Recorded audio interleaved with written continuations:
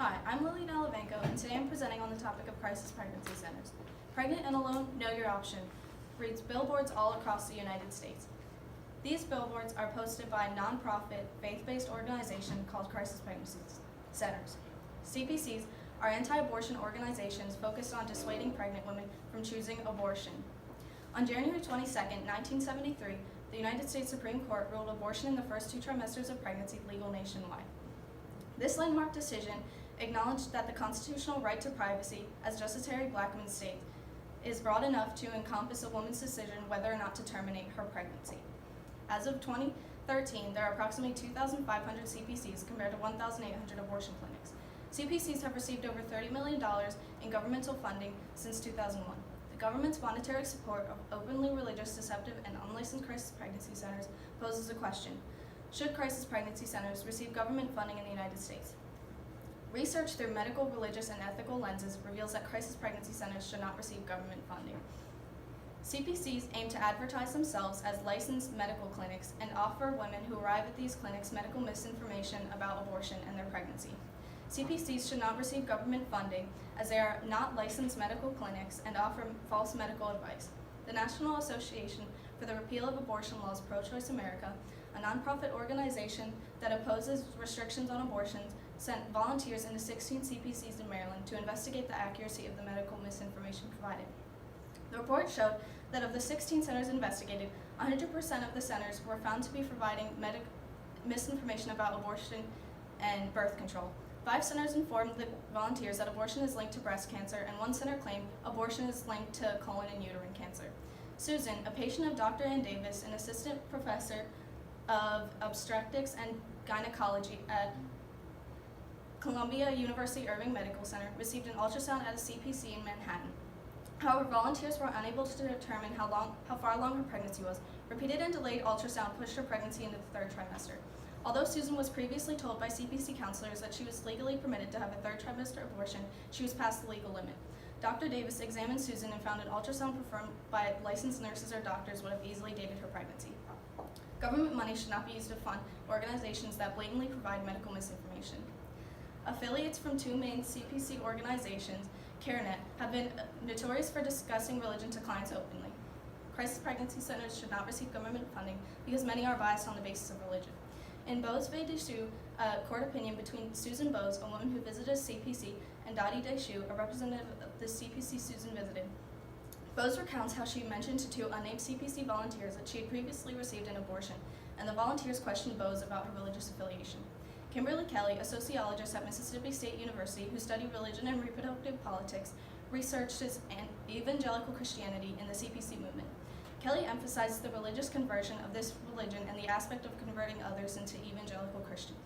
CareNet, an evangelical Christian organization, uses their platform and affiliates to try and persuade clients to follow their religion. Kelly emphasizes the obvious religious influence of the CPC movement when she states the religious foundation of the Crisis Pregnancy Center movement are evident. To ensure a further separation of church and state, government funding to CPCs should cease. First-hand accounts of women seeking abortions who went into a CPC thinking it was an abortion clinic report feeling pressured into sustaining their pregnancy. CPCs should not receive government funding as they manipulate pregnant women who are seeking abortions into continuing their pregnancy. Alice Chen, a Juris Doctorate candidate from Cardozo School of Law, describes the plight of Amy Kay, who accidentally walked into a CPC that was intentionally located near the Planned Parenthood office. CPC volunteers encouraged her to sustain her pregnancy, saying, "I think you're going to be a really great mother," and asking, "Wouldn't your mother love to take care of this baby?" Amy became increasingly distraught, and volunteers used this vulnerability to encourage her to go through with her pregnancy. Edward Kessler, MBE, a renowned thinker in interfaith relations, described a method CPCs use to persuade women into sustaining their pregnancy. Most CPCs do not explicitly state that they do not perform abortions or offer referrals to clinics that offer abortions. Pregnant women who go to CPCs are not offered other resources and will only be exposed to pro-life ideals, and as Kessler states, this will lessen the opportunity to encounter and learn from those with different perspectives and opinions, and be exposed to other voices. Pregnant women who do not know all of their options will most likely choose to sustain their pregnancy as it is the only option they are familiar with. Although politicians and women who have visited CPCs have voiced their support for legislation that prevents clinics from deceiving and lying to women, these clinics and their supporters say they are legally allowed to mislead women. crisis pregnancy centers can give women biased and medically inaccurate information because the First Amendment protects their freedom of belief. In National Institute of Family and Life Advocates, NIFLA v. Becerra, NIFLA argued that requiring licensed clinics to provide clients with information about free and low-cost options like contraception and abortion, and requiring unlicensed clinics to inform clients about their unlicensed status violates free speech and free exercise rights under the First Amendment. In a 5-4 vote, the Supreme Court sided with NIFLA and stated that the licensed and unlicensed notices unduly burden protected speech. Martin Luther King Jr., a leader in the civil rights movement, addresses this opposing viewpoint in a letter from Birmingham jail. Concerning the morality of laws, King states, "An unjust law is a code that is out of harmony with the moral law. Any law that degrades human personality is unjust. Although the law protects CPCs, it is morally unjust to allow centers to give pregnant women medical misinformation, pressure them into religion, and mislead and emotionally manipulate women into sustaining their pregnancy." Carolyn Maloney, U.S. Representative from New York's 12th Congressional District, sponsored the Stop Deceptive Advertising for Women's Health Services Act to the House of Representatives in 2017.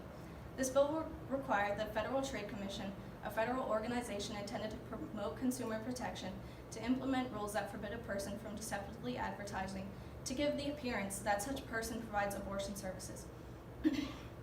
A potential implication of the proposed solution is that this bill would eradicate deceptive advertising from CPCs and would allow women to have quicker and straightforward access to clinics that offer abortion services. One limitation to the solution is that CPCs would fight this bill and the proposed legislation would most likely not pass. The bill discussed in this solution was introduced in the House of Representatives in 2017, so it's highly likely this legislation will stay stagnant and other bills similar will not pass either. Alice Chen, a Juris Doctorate candidate from Cardozo School of Law, proposes that states shall require ultrasound technicians to be licensed or registered by certifying bodies such as the American Registry for Diagnostic Metal Sonography. One implication to the solution is that women will receive accurate, sufficient prenatal or reproductive information and care. Another implication is that CPCs would be subject to penalties for practicing medicine without a license. One limitation of the solution is that legislation requiring CPCs to be licensed would receive backlash as sonogram technicians did not have to be certified to operate the machine. It is evidence that CPCs offer medical misinformation concerning abortion, are rooted in religious pro-life ideals, and use tactics to persuade abortion-seeking women into sustaining their pregnancy or choosing adoption. Therefore, crisis pregnancy centers should not receive government funding. Thank you. Lily, thanks. Okay, so for the first question, what information did you need before you began your research, and how did that information shape your research? Information I needed was what CPCs are, what they do, and how they get federal funding, and also who researches them. In Henry Waxman's report, it allowed me to see what specific programs fund CPCs and how states are funding CPCs. And then in Dawn Stacy's article that I used, it allowed me to look at the history of CPCs, how they became so deeply rooted in religious and pro-life ideals, and the medical misinformation that they provide. Okay, thanks. Second question.